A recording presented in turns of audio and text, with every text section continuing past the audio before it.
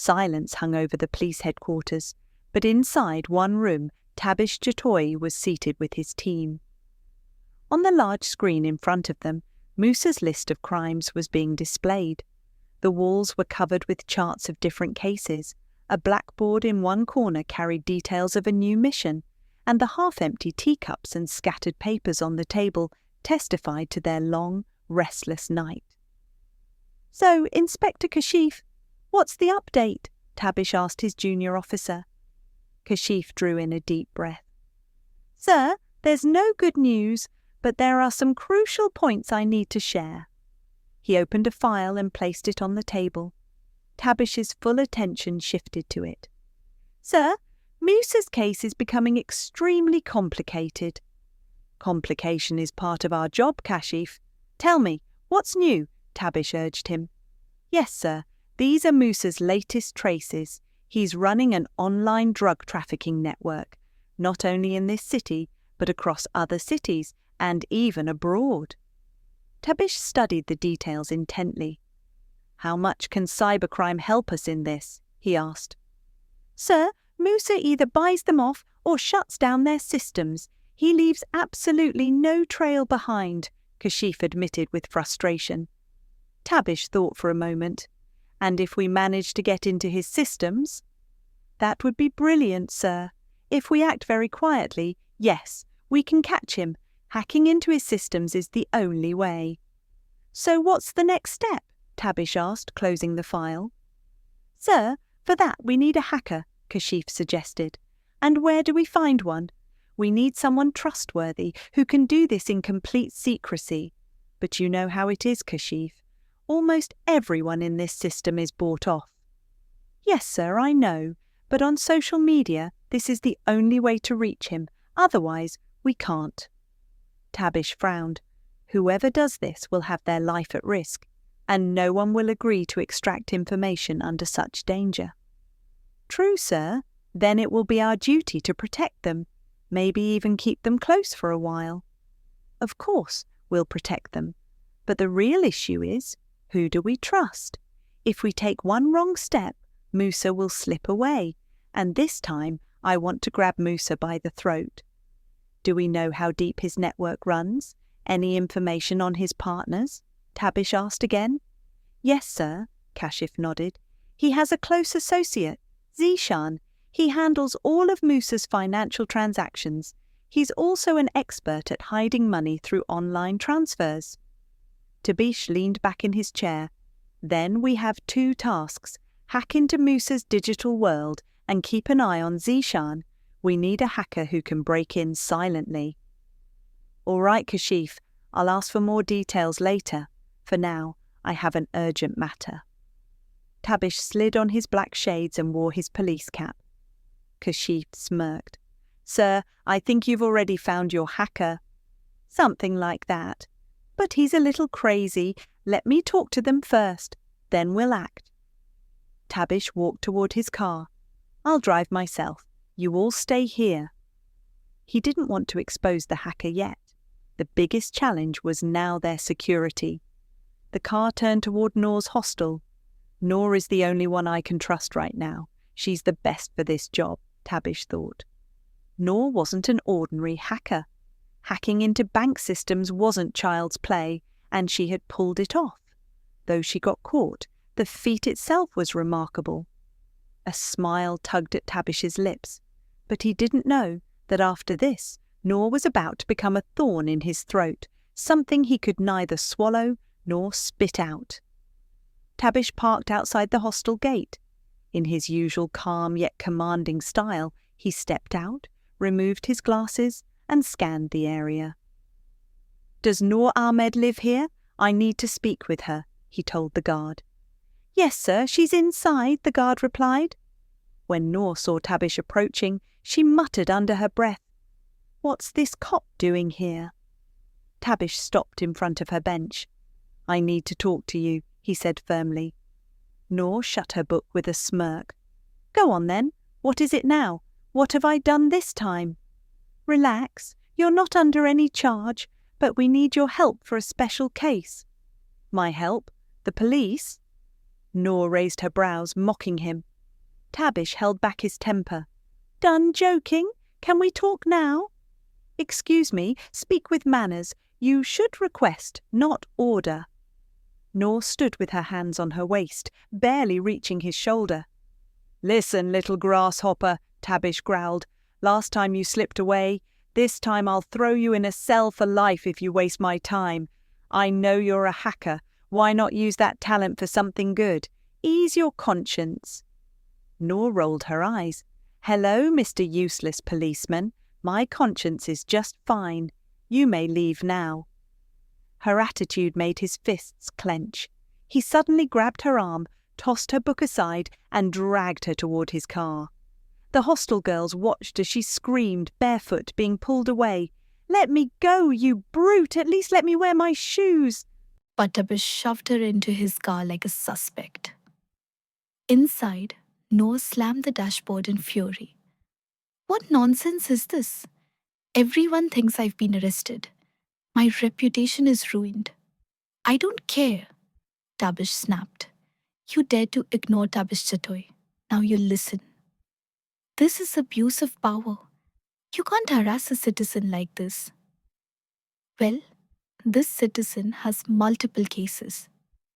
If I were truly honest, I'd throw you in jail. But I'm offering you a chance. We need your hacking skills to bring down a massive gang. You'll be paid well. Don't waste my time.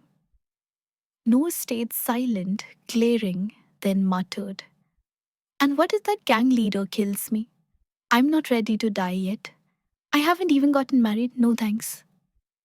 Look, we're already in danger. If Musa roams free, every citizen is at risk.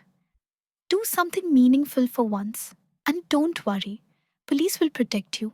We'll even arrange your marriage if needed. Just say yes. She exhaled sharply. Fine, I'll think about it. But if I agree, I'll have conditions. Accepted. Just give me your answer tonight.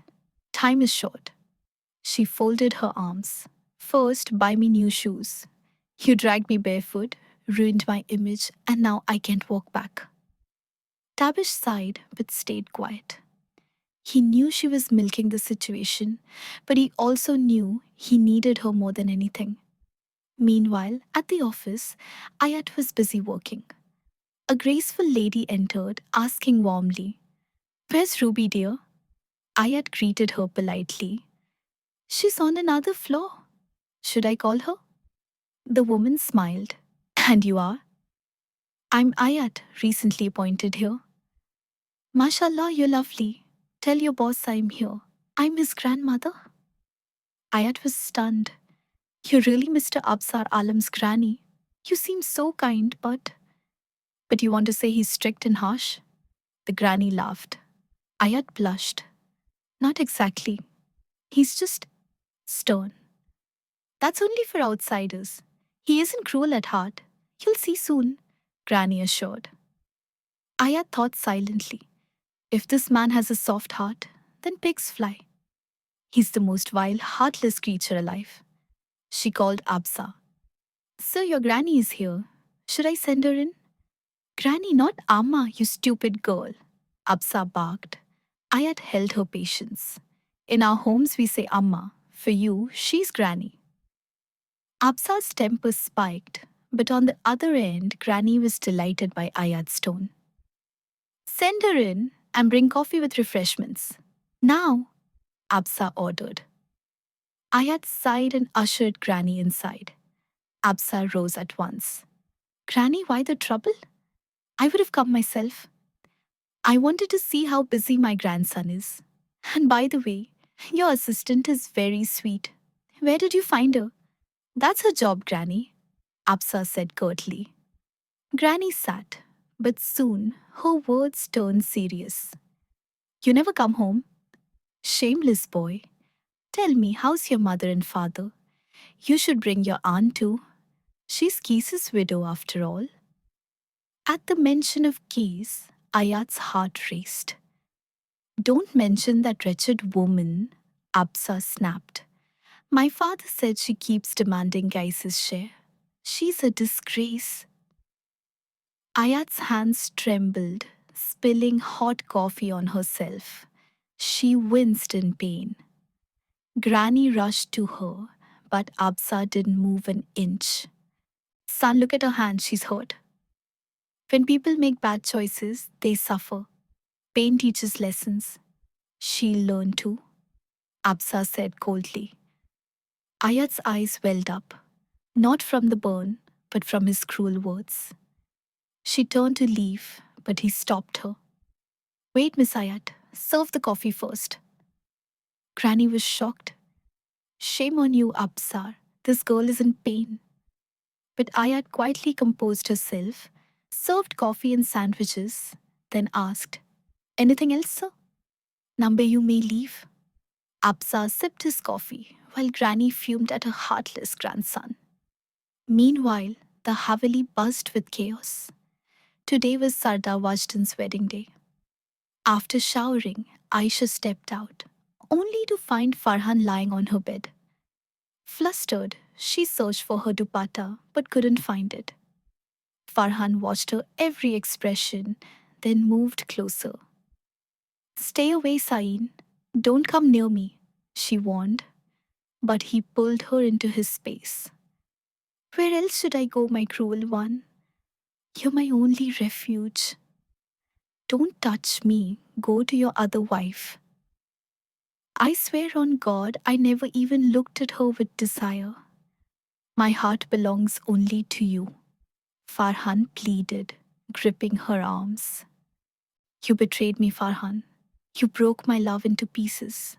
Don't tell me tales of helplessness. Men are never helpless. They only do what they want. You wanted this marriage. You chose silence. Don't fool me. Her words stabbed his chest. I only want you, Aisha.